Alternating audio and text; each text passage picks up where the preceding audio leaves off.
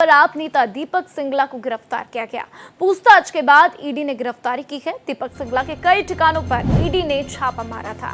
प्रीत विहार थाना इलाके के स्वास्थ्य विहार में रेड मारी गई। बैंक लोन फ्रॉड केस में छापेमार कार्रवाई की गई है तो दिल्ली और गोवा में एक साथ तलाशी अभियान चलाया गया। दस्तावेज, डिजिटल रिकॉर्ड और साथ ही बैंकिंग लेन देन की जांच भी जारी है।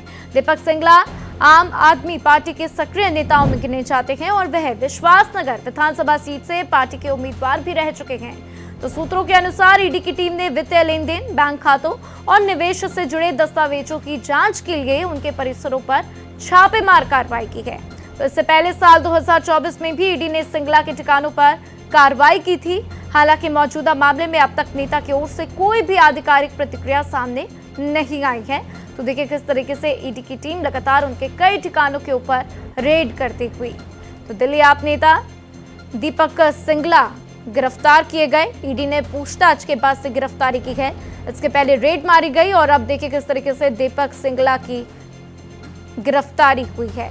तो प्रीत विहार थाना इलाके के स्वास्थ्य विहार में रेड मारी गई है। बैंक लोन फ्रॉड मामले में छापेमार कार्रवाई, तो इसके पहले भी कई बार कार्रवाई हो चुकी है। ईडी का एक्शन उनके ऊपर हो चुका है और अब हम देख रहे हैं किस तरीके से दीपक सिंगला की गिरफ्तारी की गई है। इस खबर पर ज्यादा जानकारी के लिए मेरे सहयोगी गोपाल कृष्ण जुड़ चुके हैं। सीधा उनका रुख करते हैं। गोपाल, क्या कुछ जानकारी सामने आ रही है दीपक सिंगला की गिरफ्तारी, और क्या उन्होंने अपने सफाई में कोई बयान अभी तक दिया है?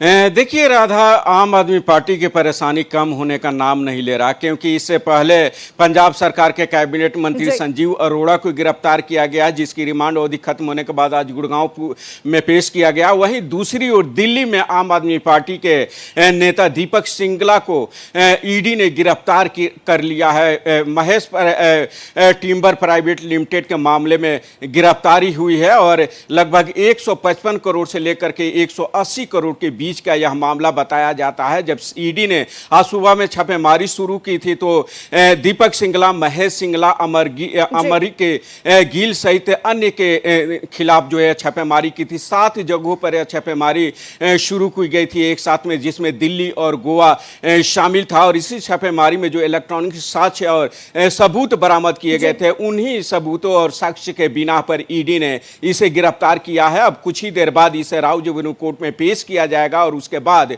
ईडी इसे रिमांड पर लेकर के आगे की पूछताछ करेगी।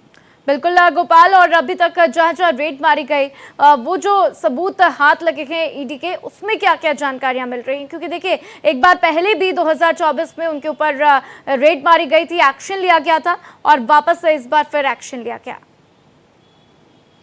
जी बिल्कुल राधा, 2024 में भी दीपक सिंगला के यहाँ छापेमारी हुई थी और उस समय भी कई अहम दस्तावेज और इलेक्ट्रॉनिक साक्ष्य ईडी ने बरामद किया था। और उसके बाद दोबारा आज जब छापेमारी हुई तो इससे संबंधित बैंक फ्रॉड से संबंधित अन्य मामलों से संबंधित दस्तावेज बरामद किए गए। बालाजी जो है फाइनेंस कंपनी भी इसके दायरे में है, उसके यहाँ भी छापेमारी की गई थी। कुल 7 जगहों पर छापेमारी की गई थी और इसका तार जो संजीव अरोड़ा जिस मामले में गिरफ्तार हुआ है उससे भी जुड़ रहा है, उससे भी जोड़ करके देखा जा रहा है। तो जब ईडी इसे पेश करेगी राव जुगनू कोर्ट में और रिमांड पर लेकर के आगे की पूछताछ करेगी, तो हो सकता है कि आने वाले समय में कुछ और लोगों का नाम सामने आए और ईडी उन्हें गिरफ्तार करे। और देखना होगा कि किनके नाम इसमें सामने आते हैं।